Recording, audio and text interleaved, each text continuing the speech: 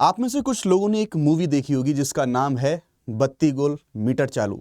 अब वैसे ये मूवी मैंने तो नहीं देखी, लेकिन हो सकता है आप में से बहुत सारे लोगों ने ये मूवी देखी हो। आज के वीडियो का कॉन्टेक्स्ट कुछ ऐसा ही है। दरअसल बात है एक ऐसे विवाद के मामले में। आप लोग जानते हैं जब भी एक किराएदार या फिर मकान मालिक के बीच में कई बार डिस्प्यूट हो जाते हैं तो ऐसी सारी चीज़ें निकल के आती हैं कि कई बार जो मकान मालिक होते हैं वो कई बार शोषण करते हैं किराएदारों का। कुछ ऐसा ही मामला यहाँ पर निकल के आया। लेकिन उससे पहले मैं आपसे एक प्रश्न पूछना चाहूंगा कि आज के जिस समय पर हम लोग रह रहे हैं, क्या बिजली के बिना एक गर्मामय जीवन जीना संभव है? कमेंट सेक्शन में आप अपनी राय जरूर मुझे बताएं, क्योंकि ये मामला इसी से जुड़ा हुआ है। जस्ट फॉर एग्जांपल, आपका कोई कानूनी विवाद चल रहा है, कोई भी कैसा भी विवाद चल रहा है आपका मकान मालिक के साथ में, और मकान मालिक आपकी बिजली काट देता है और आप घर खाली भी नहीं कर पा रहे हैं, वैसी स्थिति में विवाद चल रहा है अभी कोर्ट के अंदर, तो क्या मकान मालिक आपकी बिजली को काट सकता है? कुछ ऐसे ही मामले निकल के आए कोर्ट के अंदर। एक पूरा मामला था, वो मामला था क्या उसके बारे में आपको बताने की कोशिश करता हूं। तब हम बात करेंगे इस नए फंडामेंटल राइट में, जो अभी इस आर्टिकल में इसकी जो व्याख्या है उसको और ज्यादा उसका जो दायरा है वो जो बढ़ाया गया है। नाउ समझते हैं केस क्या था। एक विवाद था। एक जो व्यक्ति है किराए पर एक मकान के अंदर रह रहा था और काफ़ी लंबे समय से, कई सालों से, 5-6 सालों से वो मकान के अंदर रहा। लेकिन कुछ समय बाद उसको कुछ फाइनेंशियल कंडीशंस उसकी जो हैं वो प्रॉब्लमेटिक होती हैं और बीच में वो 2 महीने का किराया नहीं भर पाया। 2 महीने का किराया नहीं भरा तो एज यूजुअल आप लोग जानते हैं उसके घर की बिजली कट गई। अब वो जो मकान का जो मीटर था वो मकान मालिक के नाम पे था, जबकि उस मकान की बिजली का इस्तेमाल कौन करता था? जो किराएदार वहां पर रहता था, और वो बिल भी पे करता था। लेकिन जैसे मैंने बताया उसकी फाइनेंशियल कंडीशन खराब थी, 2 महीने का वो बिल नहीं भर पाया, उसके घर की बिजली कट गई और इवन मीटर भी हट गया। सेम डे उस व्यक्ति ने अपना जो बिल था, जो पेड बिल, जो बिल था पूरा पे कर दिया। और लेकिन उसके बाद जब वो कंपनी के पास गया, जब वो बिजली कंपनी के पास गया वापस से कि आप मेरा मीटर जाके लगा दो, तो बिजली कंपनी ने उससे एनओसी मांगा मकान मालिक का। अब मकान मालिक ने ना तो कोई ऐसा है कि मकान मालिक का पैसा बकाया हो, ना फिर कोई भी कैसा भी डिस्प्यूट था, लेकिन मकान मालिक ने ना तो एनओसी दी, साथ ही साथ उसके ऊपर केस कर दिया कि तुम मकान खाली करो हमारा।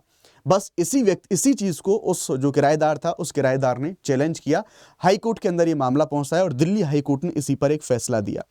ना तो बिजली चालू की मकान मालिक ने, और वो पूरा डिस्प्यूट चल रहा है अभी कोर्ट के अंदर। हाई कोर्ट ने ये कहा कि आप ये बताओ, अभी मामला विचाराधीन है या फिर मान लो मामला चल रहा है या फिर कानूनी कोई भी कैसा भी मामला चल रहा है, जब तक उस व्यक्ति के घर में बिजली नहीं पहुंच पा रही, तो आप ये बताओ बिजली के बिना आज के समय पर कोई व्यक्ति एक डिग्निफाइड लाइफ कैसे जी सकता है? आपके दिन की शुरुआत से लेकर एंडिंग तक, रात को सोने तक 24/7 आपको बिजली की आवश्यकता होती है। एक व्यक्ति बिजली के बिना कैसे रह सकता है? और यहीं पर अगेन फिर से एक बार यहां पर हम देखेंगे कि आर्टिकल 21 की जो इंटरप्रिटेशंस है उसमें जीवन जीने के अधिकार के अंदर जो बिजली का जो अधिकार है, बिजली की पहुंच का जो अधिकार है, उसको दिल्ली हाई कोर्ट के द्वारा यहां पर शामिल करा गया। तो ये था पूरा केस, ये था पूरा कॉन्टेक्स्ट। आइए समझने की कोशिश करते हैं डिटेल में, और क्या पहले भी ऐसा हुआ है उन चीजों को भी समझने की कोशिश करेंगे। तो देखो, कोर्ट ने क्लियरली कहा कि बिजली के बिना कोई भी इंसान ठीक से नहीं जी सकता, इसलिए ये जो बिजली तक पहुंच है, ये आर्टिकल 21 जीवन जीने का अधिकार, यानी कि इस आर्टिकल 21 के अंतर्गत राइट टू लाइफ, इसका हिस्सा हमें यहां पर देखने को मिलता है। अब जैसा मैंने बताया कि जो मकान मालिक था और जो टेनेंट था उनके बीच में जो डिस्प्यूट था, उस डिस्प्यूट का मतलब ये नहीं कि आप बिजली काट दें उनकी, इसलिए कि मकान मालिक और किराएदार में झगड़ा चल रहा है। मतलब ये नहीं कि बुनियादी जो सुविधाएं हैं किराएदार की, वो बुनियादी सुविधाएं ही आप वहां पर उससे छीन लो। जब तक कोर्ट के द्वारा कोई कानूनी निर्णय नहीं दिया जाता कि आप मकान को खाली करो, तब तक आप उनका जो कोई भी इलीगल कब्जा से नहीं मान सकते। और सीधे बोला कि कोई भी कोर्ट का साफ आदेश नहीं दिया कि घर खाली करो, इसका मतलब जो किराएदार रह रहा है उस किराएदार को सीधे तरीके से सारी जो बेसिक सुविधाएं हैं वो सुविधाएं यहां पर मिलनी चाहिए, यानी जो ठहराव है उसका घर के अंदर वो लॉफुल है, वो लीगल है ना। अब मैं आपसे एक प्रश्न पूछता हूं, जिस तरह से यहां पर दिल्ली हाईकोर्ट ने आर्टिकल 21 की जो व्याख्या करी, आपने कहा, आप में से बहुत सारे लोग ये कहेंगे कि नया फंडामेंटल राइट जुड़ा। मैं आपसे प्रश्न पूछता हूं, क्या इस तरह से कोर्ट कोई नया मूल अधिकार या फिर कोई नया फंडामेंटल राइट ऐड कर सकती है? The question is this. तो इसको आइए समझने की कोशिश करते हैं। देखो, जो कोर्ट का मामला है, कोर्ट के पास जो अधिकार है या फिर कोर्ट के पास जो शक्तियां हैं, उन चीजों में आप देखेंगे तो कोर्ट पूरी तरह से कोई नया अनुच्छेद शामिल नहीं कर सकता। एक नया फंडामेंटल राइट शामिल नहीं कर सकता। जो एग्जिस्टिंग हमारे फंडामेंटल राइट हैं, जस्ट फॉर एग्जांपल आर्टिकल 21, उसकी जो व्याख्या है, उसका जो दायरा है, उसके दायरे को बढ़ा सकता है, उसकी व्यापकता को बढ़ा सकता है, उसी इंटरप्रिटेशन को और ज्यादा कॉम्प्रिहेंसिव बना सकता है। अगर हमें कभी ऐसी आवश्यकता पड़े कि पूरा का पूरा एक आर्टिकल हमें ऐड करवाना है अपने संविधान के अंदर, तो यह शक्ति हम लोग जानते हैं हमारे भारत की संसद के पास है, पार्लियामेंट के पास है। पार्लियामेंट कॉन्स्टिट्यूशन अमेंडमेंट एक्ट के माध्यम से नए जो फंडामेंटल राइट हैं, उन नए फंडामेंटल राइट को ऐड करती है। कोर्ट का काम केवल इंटरप्रिटेशन करना है, इसलिए कोर्ट किसी एग्जिस्टिंग आर्टिकल को ही व्यापकता में उसकी जो व्याख्या है वो व्याख्या यहां पर कर सकती है। ना आइए और चीजों को थोड़ा सा समझने की कोशिश करते हैं कि ऐसा पहले कब कब हुआ है। सुप्रीम कोर्ट ने कई बार ऐसी चीजों को, फंडामेंटल राइट में एक मूल अधिकार है, उनमें एक बड़ा शिफ्ट हमें समय के साथ देखने को मिलेगा। सबसे पहले हम देखेंगे कि 1950 से 1978 का समय, इस समय पर मूल अधिकार जो होते थे उनकी बहुत नैरो, बहुत छोटी व्याख्या करी जाती थी। अगर आप जिंदा हो यानी कि आपको जीवन जीने का अधिकार यहां पर मिला हुआ है, यानी कि आप देखेंगे A.K. गोपालन वर्सेस मद्रास केस 1950 में आता है। इसमें बोला गया कि आपका जो फंडामेंटल राइट है, केवल शारीरिक अस्तित्व अगर आपका बना हुआ है तो आपका जीवन जीने का अधिकार चल रहा है, यानी कि अगर प्रक्रिया चाहे कैसी भी हो, चाहे अन्यायपूर्ण हो, लेकिन फिर भी वो सारी चीजें वैध हैं। ओवरऑल फंडामेंटल राइट की जो इंटरप्रिटेशन थी वो काफी ज्यादा नैरो यहां पर दी गई थी। लेकिन समय आगे बढ़ता है और 1978 के अंदर मेनका गांधी केस आता है और इसमें फंडामेंटल राइट की जो व्याख्या है वो बहुत ही ज्यादा ब्रॉडर हमें यहां पर देखने को मिलती है। मेनका गांधी केस में यहां पर सुप्रीम कोर्ट ने बोला कि जीवन जीने का मतलब ये नहीं कि केवल आप जिंदा हो, नहीं, वो जीवन आपका गरिमामय होना चाहिए, वो डिग्निफाइड जो लाइफ है वैसी लाइफ यहां पर होनी चाहिए।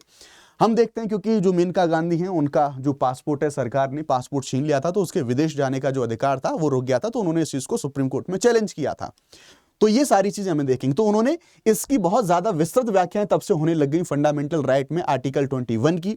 उन्होंने कहा कि सही प्रक्रिया तो होनी ही चाहिए, उसके साथ साथ ये न्याय संगत, उचित और तर्क संगत भी होनी चाहिए। और यहीं से निकल के आती है फंडामेंटल राइट की ट्रिनिटी, आर्टिकल 14, आर्टिकल 19 और आर्टिकल 21, यानी कि इन तीनों को हम मिला के हमें यहां पर पढ़ना होगा। यहीं से इसका जो एक्सपेंशन है आर्टिकल 21 का, एक्सपेंशन यहीं से शुरू होता है और इसकी एक लंबी जर्नी हमें यहां पर देखने को मिलती है।